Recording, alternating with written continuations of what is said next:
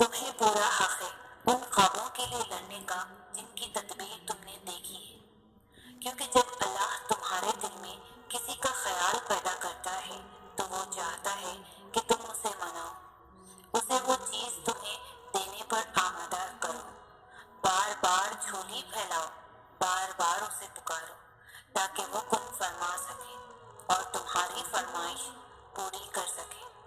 مانگنے کا حق اس نے تمہیں دیا ہے، جب اس نے سورۃ آل عمران میں فرما دیا ہے کہ دعا پہاڑوں کو بھی ان کی جگہ سے سرکا سکتی ہے، تو قبولیت کا تو شک بنتا ہی نہیں۔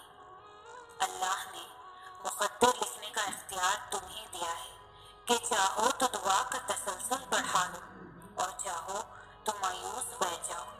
مت بھولو کہ تمہارا کام صرف التجا کرنا ہے، تدبیریں تو وہ خود نکالتا ہے۔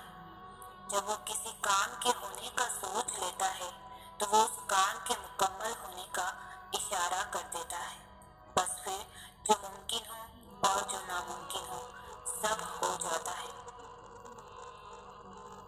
دعا مانگتے ہوئے قبول ہونے یا نہ ہونے کا شک دل میں نہیں رکھتے کہ پتہ نہیں یہ دعا قبول ہوگی بھی یا نہیں، پتہ نہیں یہ چیز ہمیں ملے گی بھی یا نہیں، پتہ نہیں یہ کام ممکن ہو سکے گا یا نہیں۔ یہ سارے خدشات تو تمہاری ذات کی ہیں، اللہ کی ذات تو اس سے کہیں زیادہ وسیع ہے۔ وہ تو معجزوں کا بادشاہ ہے، وہ جب چاہے حالات بدل سکتا ہے، وہ جب چاہے دل بدل سکتا ہے، وہ جب چاہے لاحاصل چیز سے نواز سکتا ہے، وہ جب چاہے نصیب بدل سکتا ہے۔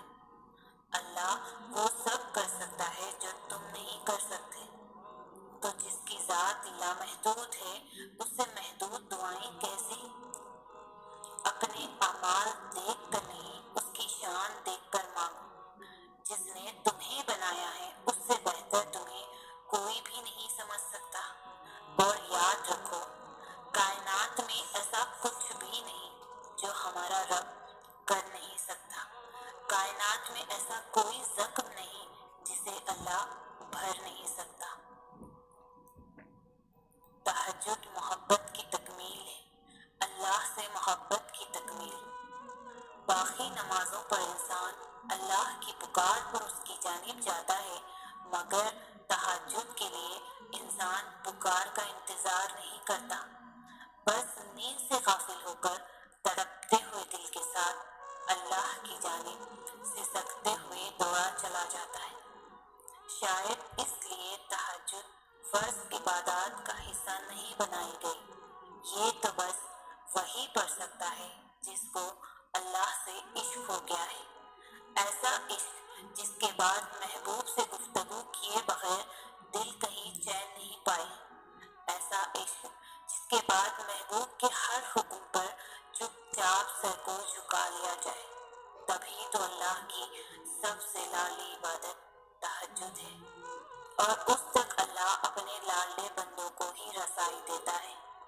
کبھی غم دے کر تو کبھی راتوں کی نیند اڑا کر وہ اپنے پسندیدہ بندوں کی آواز سننے کے لیے پکارنے کے کئی بہانے بنا دیتا ہے۔ نہ آزمائش ہمیشہ رہتی ہے، نہ یہ مرحلہ مستقل ہے۔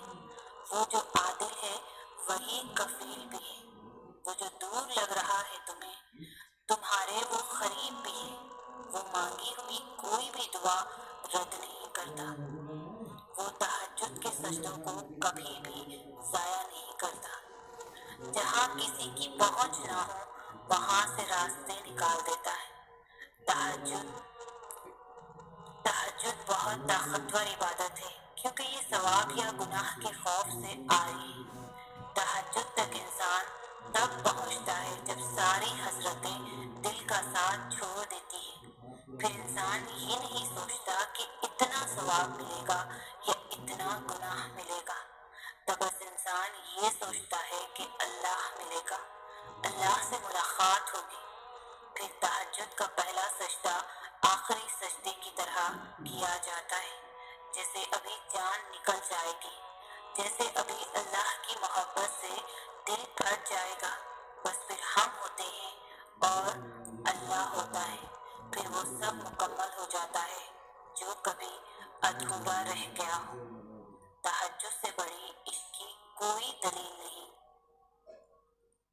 دعائیں ناممکن چیزوں کے لیے ہی تو ہوتی ہے، ایسی چیزیں جو تمہاری پہنچ سے باہر ہیں، ایسی چیزیں جو تمہارے مقدر نے تم سے چھین لی ہے، ایسی چیزیں جن کے ملنے کی تمہیں کہیں سے بھی امید نہیں ہو، ایسی چیزیں جن کے ہونے کا تم خواب میں بھی تصور نہیں کر سکتے، ایسی چیزیں جن کے مخالف ساری کائنات آ کر کھڑی ہو جائے، ایسی چیزیں جو تمہارے عقل سے انکار کر دے، ایسی چیزیں جن کے رونما ہونے کا تمہیں احساس تک نہ ہو، ایسی چیزیں جن کو دیکھ کر تمہاری عقل دنگ رہ جائے، ایسی چیزیں جنہیں نہ کبھی کسی نے دیکھا ہو اور نہ سنا ہو، ایسی چیزیں جن کے تذکرے سے الفاظ بھی گھبرائیں، ایسی چیزیں جو تم سوچتے ہو کہ کبھی حقیقت نہیں بن سکتی، ایسی چیزیں جن کے ہونے کا علم تمہاری بہت سے بھی باہر ہو، وہ دعائیں، وہ معجزہ ہیں جنہیں تمہارا نصیب بھی نہیں روک سکتا، دعائیں وہ کن کا سوال ہے جنہیں اللہ